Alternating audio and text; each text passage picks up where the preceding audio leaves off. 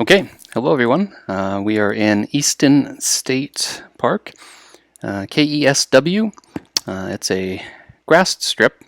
You can see we've got some beautiful scenery here. Washington True Orbx scenery, running with a custom airport that I got from the forum. I'll link it here, which is actually designed to integrate really nicely with the Washington scenery. And we're doing a milk run, so this should be fun. It's a comically short flight. I'm taking off from Easton State and flying to Cle Elum, which is pretty much right down the road. Just a little bit of a fun flight. Going to get to practice my short field takeoff technique. You can see I've got some trees coming up pretty quick at the end of the runway, so we're going to configure for a short field takeoff. Follow 90 east. Which should have lights along it, and come into Cle Elum, S93 Cle Elum, right down the road. So should be fun. With that, let's get started. So first thing is to get these doors closed. There's door 1, door 2. Get this latched. That looks good. Circuit breakers are in. Parking brake is set. Should be up when it's set. I can also see the carb heat is off. That's just above the parking brake. Fuel selector we want to right. That also looks good. Throttle at 1/4 inch. Master on. Have to remember the alternator's still off. Mixture 2 full rich. Looks good. Check the fuel quantities. Left tank, right tank, both at 6 gallons each. So that's good for our 12-minute flight. I think we should be fine there. Get the nav lights on. The nav lights on the Tomahawk are actually tied into the panel lights. Those are good. Have a look around.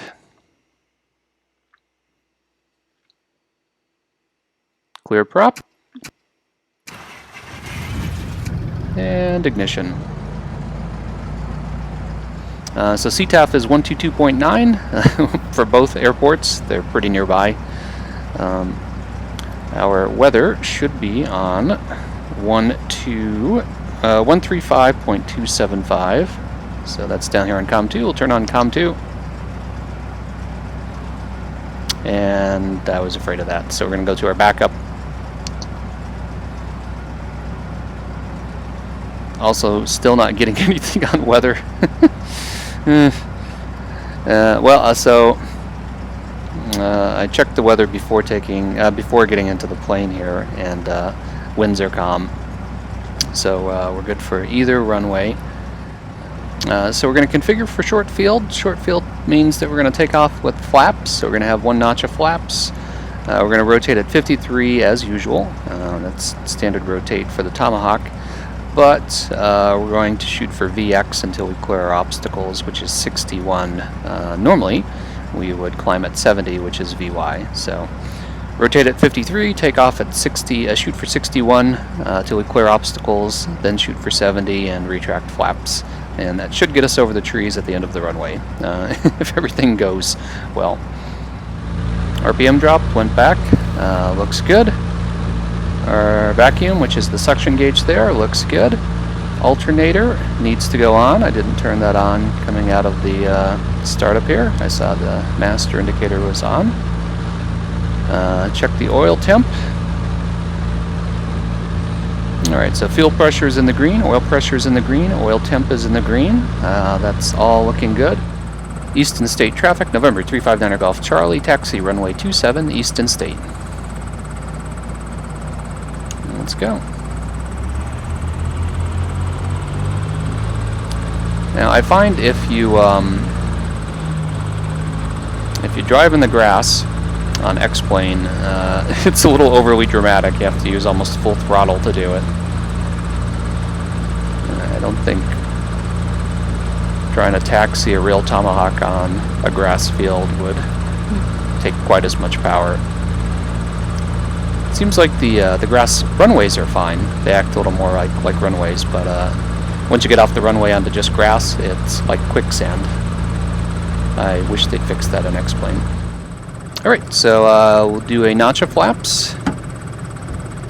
Flaps are down. And rotate at 53, climb at 61, then to 70. And we are departing on runway 27. Where are we again? We're at Easton State. Easton State traffic, November 359 Golf Charlie, departing runway 27, straight out departure, climbing 3,500 Easton State. Fuel pump is on, strobes are on, transponders on. Already did the run up. Here we go. Wish me luck. Just gonna take full power to drive 10 feet here onto the runway. Oop. And now I will go past the runway.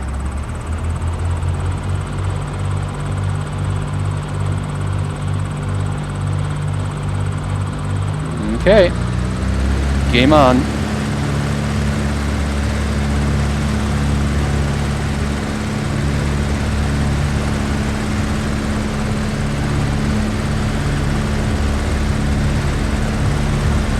Airspeed's alive. 40. Coming up on 50. Those trees are coming up quick.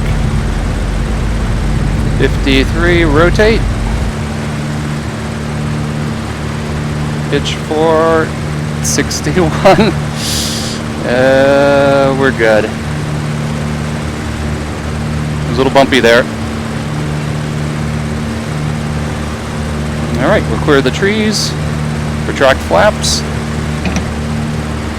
and pitch for 70.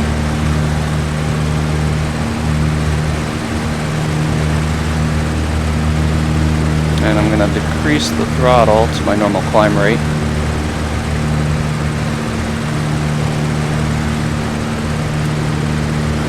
So we're going to turn earlier so we don't go into the mountains here.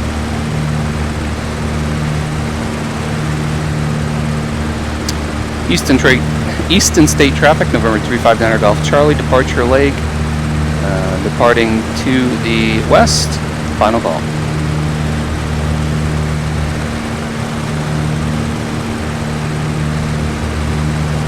You are 180.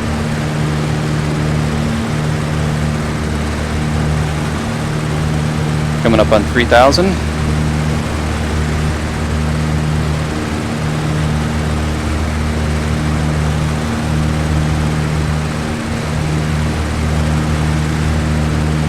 Frames are a little stuttery here. A lot of scenery to render.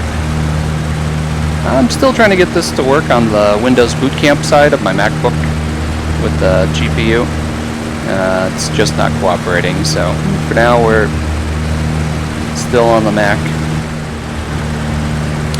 I've flown the Tomahawk a lot in my recent videos. You know, I really like VFR flights, and I like kind of fly manual VFR flights, you know, where you got to fly the plane the entire time, as opposed to turn on autopilot and go from one GPS point to another. So I love these types of visual flights I'm doing right now, where you know what you're looking for, you look for it, and that's where you fly. So the Tomahawk it's built for that. You can turn on a GPS off to the right hand side there, but I've chosen not to. Just has the one nav radio. Oh, speaking of which, on my last flight I complained about the nav radio not having the right range of frequencies, but I saw that Just Flight released a version 2 of this, downloaded it, and it was fixed. So they already fixed that glitch. Version 2 also has skunk crafts updaters, and now it'll update automatically instead of me having to just know that there's a new version on the website.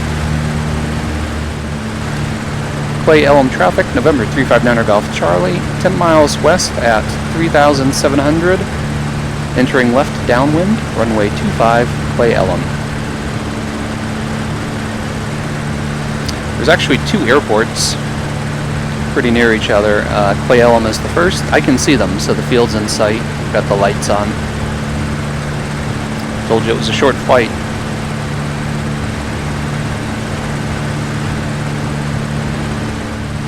You can see it a little bit here. I downloaded better lights from the forum. It kind of mixes up the orange and white lights a bit. It looks particularly good for residential lights. I don't think I like it for street lights because it will do a chunk of it in yellow and then a stretch of it in white and then a stretch of it in yellow. Looks a little weird. You can see it up ahead. But for city lights, it's awesome. Looks better than everything being yellow.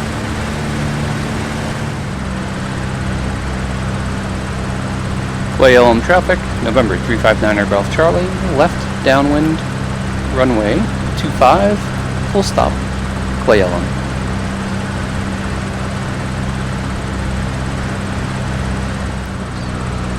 You know, the runways are so close together that the pattern for Cle Elum overlaps the second runway. I wonder how they manage that in real life. So I'm just coming to the start of this. It's left traffic for runway 25. I'm a little bit low here. And I've got to fly around the second airport. Cle Elum traffic, November 359 Golf Charlie, left base, runway 25. I should have been flying 7. Runway 25, full stop, Cle Elum. Runway, it looks like it's in the trees. Interesting. A little more power. Cle Elum traffic, November 259 Golf Charlie. Final, runway 25, full stop, Cle Elum. Oh, that was short. And high. Second notch of flaps.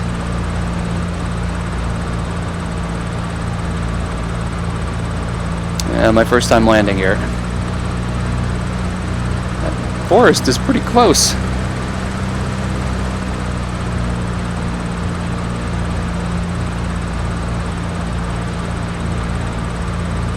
Our speed's good, we're just a bit high, but I think we will be okay by the time we get there.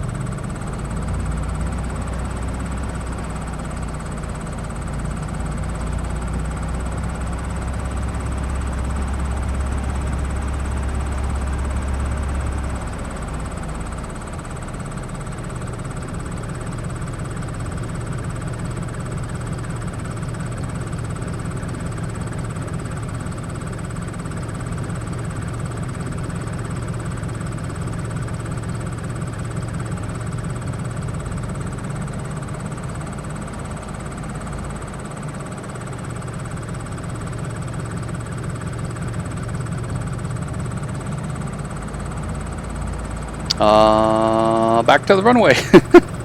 Okay. I guess I'll be back taxiing.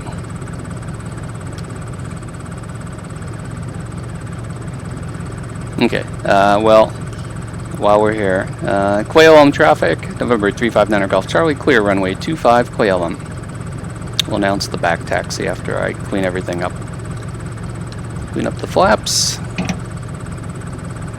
Get the fuel pump off. Landing light, strobes, pitot. Everything else looks good. Transponder to Stand by. Look around. Okay, we gotta get over there. I just went in a loop. Cle Elum traffic, November 359er Golf Charlie. Back taxi, runway 7 for parking, Cle Elum. I'm still struggling a bit with the Tomahawk floating. It seems the way to land it is to get to where you want to touch down, cut power completely to idle, and just let it sink to the runway. It wants me to, per the manual, land at 67, rotates 53, and I find that it's really got to get down almost to 53, right, before it wants to set down. So you got to lose that excess speed, and it floats a bit.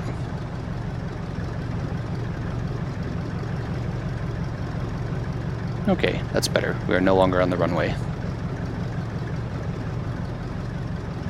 Cle Elum traffic, November 259 Golf Charlie, clear runway 7, Cle Elum.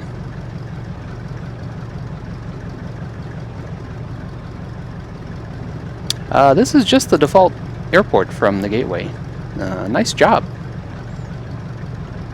It's got lettering on the runway for the airport name, so somebody put some work into it.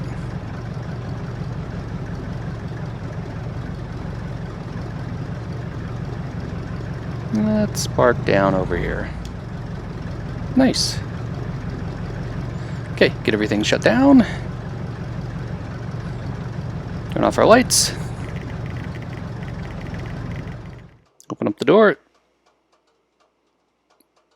Maybe. Maybe not. Well, I guess we're just trapped in here forever. I had a shortcut for this. There it is. But for some reason, I cannot open the door. Oh, because it's latched. Ah, that's funny.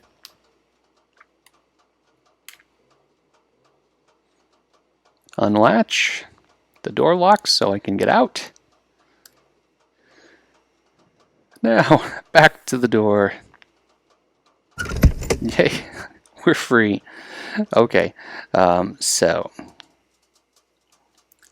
Alright, so that was fun. I made a bunch of mistakes. If you were paying attention to what I was doing there, you probably caught some of them. So, a little post-flight debrief. Mistake number 1 was I missed turning the alternator on before doing the run-up. Now, fortunately, I checked that in the run-up because you check to see if you have any of the indicator lights on the annunciator, and the alternator light was on, which was my cue that I should probably turn that on. I'd leaned the mixture prior to the run-up, and I think what threw me off on this one is it was just so short, so I kind of did the run-up in place. And because of that, I didn't do my usual pre-taxi routine, which includes putting the mixture back to rich. So I actually took off with the mixture leaned, which amazingly didn't result in my death. I managed to make it past the trees, but I caught that just after takeoff when I was looking around and thought, ooh, my mixture needs to be rich here. So that was mistake number 2. Number 3, arguably I'm not sure if it's a mistake because it was such a short flight, but normally at 1,000 feet above ground, I would turn off the fuel pump and the landing light, and I just left them on for the entire trip. So I realized it when I was approaching the pattern for Cle Elum, and I thought, well, if I turn it off now, I'm just going to turn it on in about a minute, so I'll just leave it on. There's something else that I forgot too. I'm sure it'll come to me, but those were the 3 things. I'm trying to get better and use the checklists for starting it up and doing my run-ups to catch all these things, but I think when I'm rushing, I miss things, like now.